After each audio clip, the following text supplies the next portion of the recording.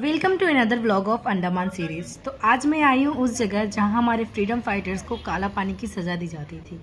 जी हाँ, आपने सही पहचाना, सेलुलर जेल। तो यहाँ ना शाम में 6 बजे से शो स्टार्ट होता है, जिसका प्राइस है 600 रुपीज़ पर पर्सन। और यहाँ जो आपको लाइट एंड शो के थ्रू आपको जो हिस्ट्री बताई जाएगी ना, वो कुछ अलग ही है और आपको ज़रूर देखना चाहिए। तो चलिए मैं कुछ झलकियाँ दिखाती हूँ। कोई माता की उम्मीदों पे न डाले पानी,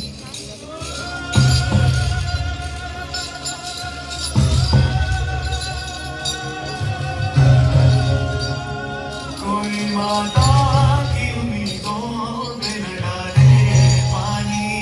जिंदगी भर तो हमें भेज के डाले पानी, जिंदगी भर तो हमें भेज के डाले पानी।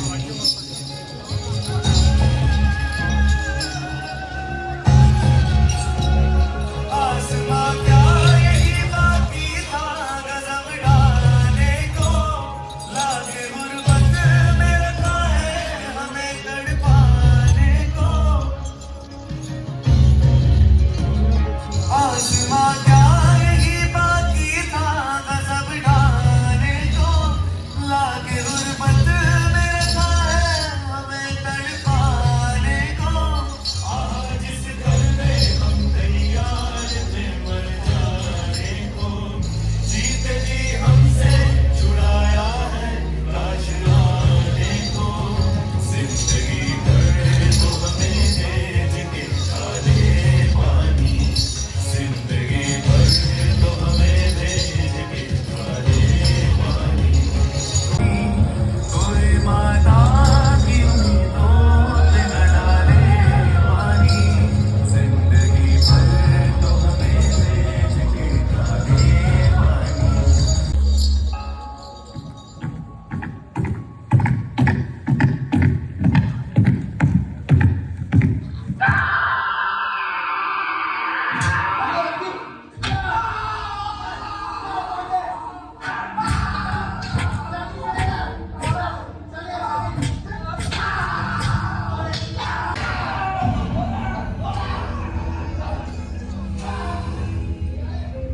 अब भी मौजूद है जुल्मों की निशानी लोगों, दरो दीवार पे लिखी है कहानी लोगों। कहां से शुरू करूं ये कहानी?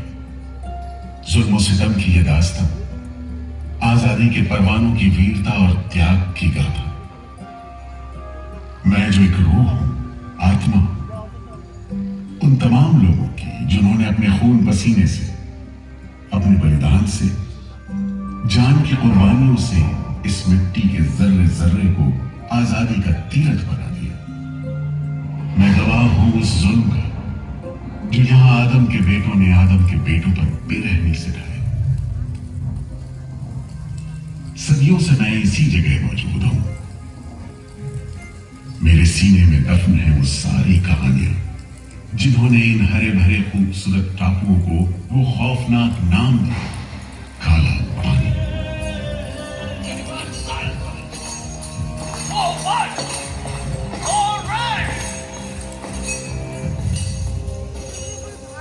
तो वहीं से शुरू करते हैं, उसी हरियाली से जो कैद करने वालों के जुल्म और कैदियों के खून पसीने से बेदाग थी।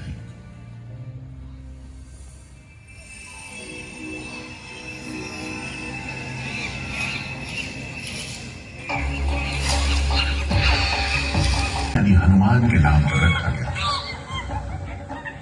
पुराने जमाने से यह कहानी चली आती है कि जब राम ने लंका पर चढ़ाई करने की योजना बनाई थी, तो पहले इन्हीं टापुओं से धावा मारने की सोची थी।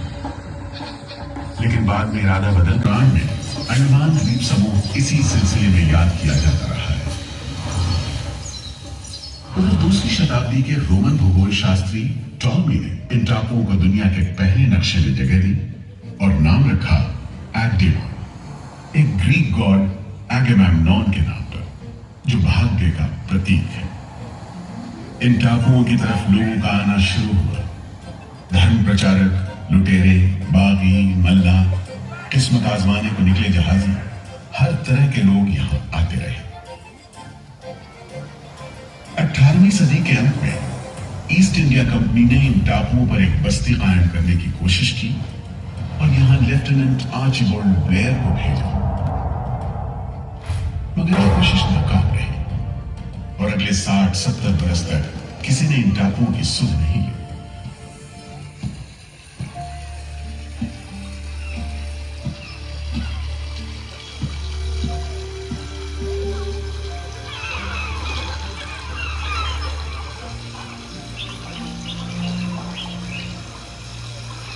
प्राकृतिक खूबसूरती और शांत समुद्र के बीच जिंदगी की खामोश लहरें उठती और बैठ जाती। उगते सूरज के साथ पक्षी जागते और डूबते सूरज के साथ इन टापुओं पर जिंदगी सुकून से सो जाती कि तभी भारत का पहला स्वाधीनता संग्राम यानी 1857 की आजादी की लड़ाई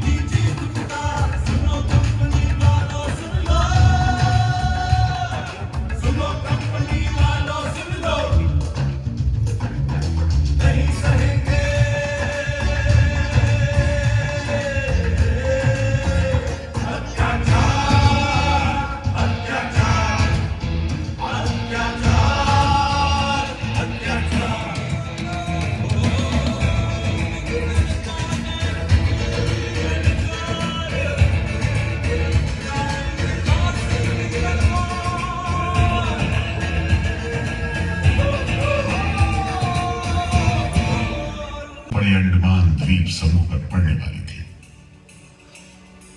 आजादी के मतवालों को सबक सिखाने के लिए फिरंगी सरकार ने 15 जनवरी 1858 को पूरे के पूरे अंडमान द्वीप समूह को एक कैद खाने में बदलने का फैसला किया। His Excellency गवर्नर जनरल ने काउंसिल में ये फैसला किया है कि अंडमान आइलैंड में कैदियों की एक बस्ती बनाई जाए। इसमें शुरू में ऐसे मुजरिम रखे जाएं जिन्हें बगावत और राजद्रोह और इससे ताल्लुक रखने वाले दूसरे अपराधियों के लिए कैद या देश निकालने की सजा दी गई हो। और इस तरह अंडमान द्वीप समूह की पुरानी खाड़ी का नाम लेफ्टिनेंट आर्चिबाल्ड ब्लेयर के नाम पर पोर्ट ब्लेयर रखकर मुजरिमों की बस्ती कायम की गई। सन 57 के वीरों के नक्शे कदम पर कुछ ही साल बाद अंडमान की धरती पर पैर रखे वहाबी आंदोलन के राजनीतिक बंदी हुए। 1860 से 1872 के बीच। क्यों भाई शेर अली, तुम इस भीड़ भाड़ में कैसे? ओए, हम सुना है फिरंगी का लाट साहब इधर आता है। हम भी देखने आया है जुल्म करने वाले का सरदार कैसा दिखता है। जाने दो।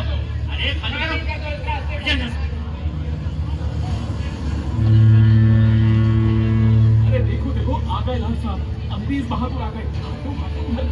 मिस्टर बर्ड, मैं सोचता हूँ कि इस खूबसूरती के बीच रहने के लिए प्रिजनर होना भी मैं एक्सेप्ट कर लेता।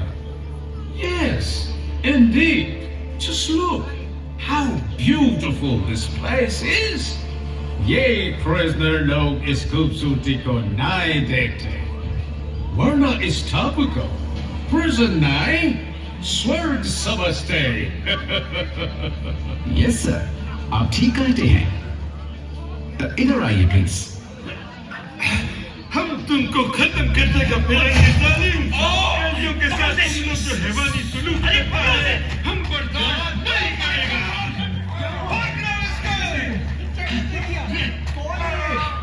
शेर अली है, सजा याफ्ता कैदी, सजा में रियायत पाकर नाई की दुकान चलाता है।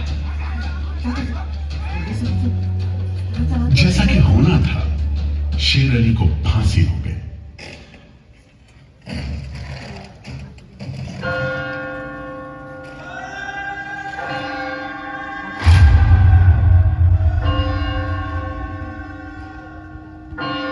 शायद इसी घटना का असर था कि ब्रिटिश सरकार ने कैदियों के साथ और भी कड़ाई बरतने के बारे में गंभीरता से सोचना शुरू किया।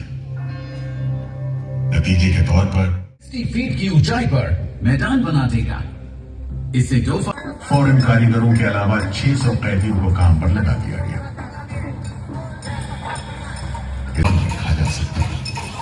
योजना के अनुसार जेल के बीचों बीच एक मीनार बनाई जा रही थी, जिसकी 7 दिशाओं में 7 खंड किसी सितारे की भुजाओं की तरह निकले होंगे। हर खंड में 3 मंजिलें बनाई जा रही थी और 7 खंड में कुल मिलाकर 698 कोठरियों का निर्माण होना था। ईंटों की ढुलाई के लिए ट्रेन की 5 मील लंबी पटरी बिछाई गई। इमारत बनाने के लिए ढेर सारे सामान बर्मा से मंगवाए गए। जेल को बनाने में कोई 3 करोड़ ईंटें इस्तेमाल की गई। इंसानी खून पसीने की तो कोई गिनती ही नहीं। आखिरकार 10 साल बाद सन 1906 में यह विशालकाय जेल तैयार हो गया और यहीं से खंडवा में इतिहास का सबसे काला दौर शुरू हुआ।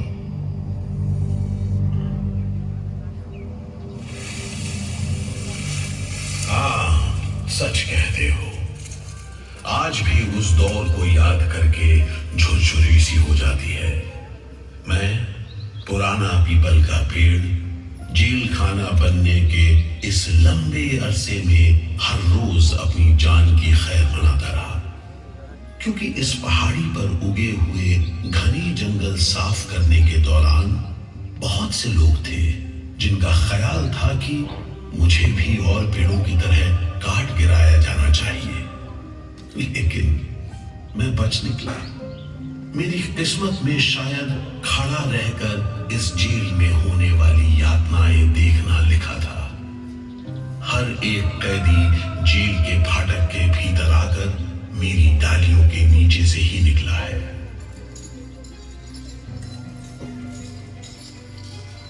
जैसे जैसे अंग्रेजी शासन के खिलाफ आजादी की मांग तेज हुई, ब्रिटिश सरकार ने सेलुलर जेल के फाटक हर छोटी बड़ी बात के लिए खोलने शुरू कर दिए। किसी ने पर्चा निकाला तो अंडमान जेल, किसी ने लेख लिखा तो अंडमान जेल। लेकिन जब आजादी की लौ दिल में जल रही हो तो लोगों को कब तक रोका जा सकता है? 20वीं सदी शुरू होते होते फिरंगी सरकार के खिलाफ जंग में तेजी आ गई। अलीपुर षड्यंत्र कांड, चटगांव डकैती कांड, काकोरी कांड, लाहौरी बम कांड, मोपला विद्रोह, नासिक षड्यंत्र, कितने मामले गिनवाए, ये सूची लंबी है। क्या शानदार लोग थे। मंदिर जा रहे हो, आजादी के ये परवाने देश के कोने कोने से आए थे। सरफरोशी की तमन्ना अब हमारे दिल में है, देखना है जो कड़े से कड़े इंसान को तोड़ने के लिए काफी था, लेकिन इन कोठरियों में ऐसे बंदी भी आए जिन्हें ये माहौल हताश करने के बजाय जुल्म का मुकाबला करने की प्रेरणा देता। 30 दिसंबर 1960 तक विल सावरकर, तुमको 2 बार का उम्र कैद का सजा मिला है। 50 बरस बाद सरकार तुमको छोड़ देगा। इंदुभूषण, सुधीर, हेमचंद, तुम लोग इधर चलो। जो हाथ बम पिस्तौल चलाते हैं तक टाट का वर्दी पाया, ये पहला बार काम नहीं पूरा किया। इस वास्ते इसको 1 हफ्ता हथकड़ी में 6 महीने तक। तुम अब तक 5 बार काम का कोटा पूरा नहीं किया, हम तुमको इस बार सॉलिटरी कन्फाइनमेंट जी, कोठरी में काम दो जी, और इसको पेट लगा जी, और मारो और मारो। नारे बोलेगा, बोल नारे, बोल बोल नारे, बोल नारे, जितनी ताकत है बोल नारे।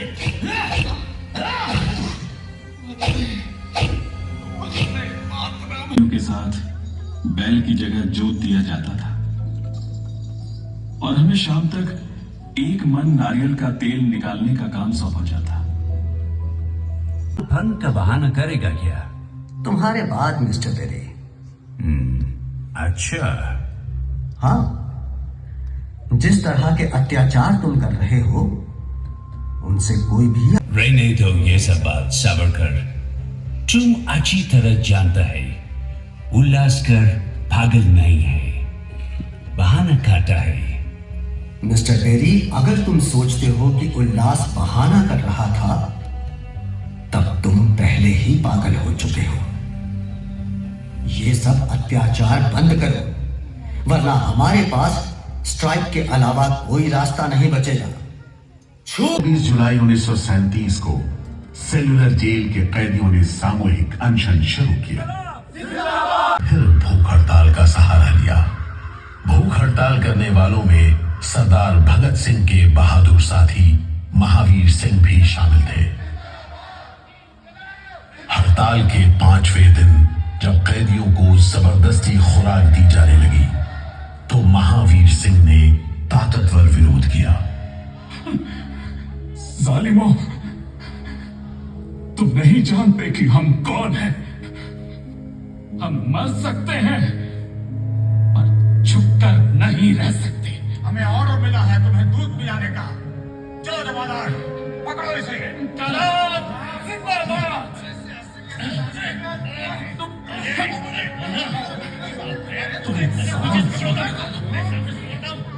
हम जबरदस्ती नहीं सहेंगे।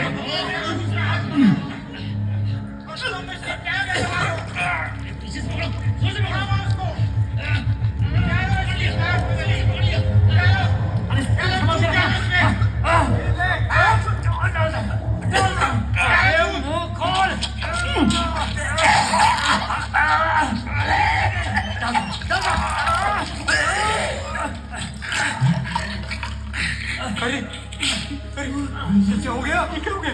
अरे ये तो सांस बंद हो गई। अब क्या होगा? होगा क्या? लाश को गुपचुप ठिकाने लगा दो, किसी को कानो कान खबर ना हो। मैं तो कहता हूँ साहब, इसकी लाश को बोरे में डालकर पत्थर से बांधकर वंदे मातरम, वंदे मातरम। अंग्रेज सरकार मुर्दाबाद, अंग्रेज सरकार मुर्दाबाद। भारत माता की जय, भारत माता की जय, भारत माता की। इस भूख हड़ताल का असर 1930 में रवाना हुआ और 80 साल बाद सेल्युलर जेल राजनीतिक बंदियों से खाली। मगर एक और जालिम दौर शुरू होने वाला था। 1939 में दूसरा विश्व युद्ध शुरू हुआ और 1942 में जापानियों ने अंडमान पर कब्जा कर लिया।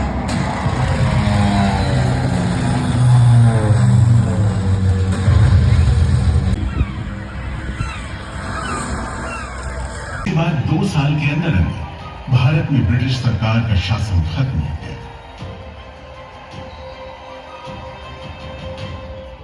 अंडमान द्वीप समूह अब काला पानी के खौफनाक नाम से नहीं जाना जाता, लेकिन ये सारी तकलीफें जो आजादी के प्रेमियों ने यहां झेली, वो सारी कुर्बानियां जो देशभक्त वीरों ने यहां दी, आज भी देशवासियों के दिलो दिमाग पर छपी हुई है। इसीलिए अंडमान के भूतपूर्व राजनीतिक बंदियों के भातृत्व मंडल की इच्छा को स्वीकार करते हुए भारत सरकार ने 30 अप्रैल 1969 को घोषणा की।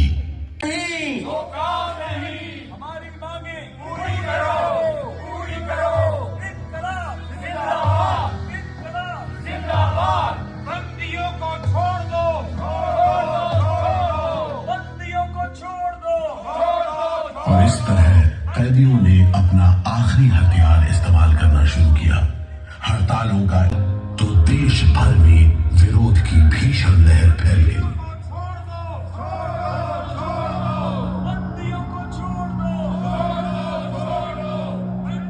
और फिर 45 दिन बाद 26 जून 1933 को जेल अधिकारियों ने हथियार डाल दिए। लेकिन देश अभी भी गुलामी की जंजीरों में जकड़ा हुआ था। इन्हीं हालात में सन 1937 के संवैधानिक सुधार लागू किए गए और कांग्रेस ने अनेक प्रांतों में मंत्रिमंडल कायम किए। और 3 साल 6 महीने 15 दिन के कब्जे के बाद अक्टूबर 1945 में अंडमान की जापानी छावनी ने अंग्रेजों के आगे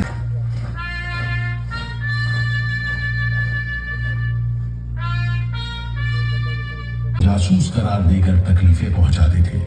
अपनी छोटी सी अंडमान यात्रा के दौरान नेताजी ने तिरंगा भी फहराया।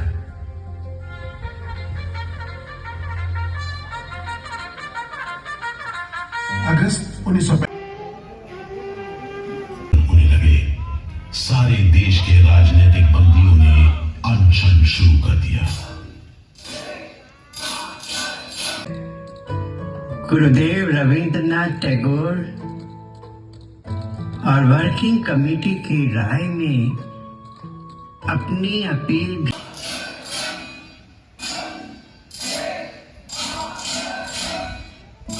गुरुदेव रविंद्रनाथ ठाकुर और कांग्रेस की कार्यकारिणी की तरफ से जवाहरलाल नेहरू ने कैदियों से भूख हड़ताल समाप्त कर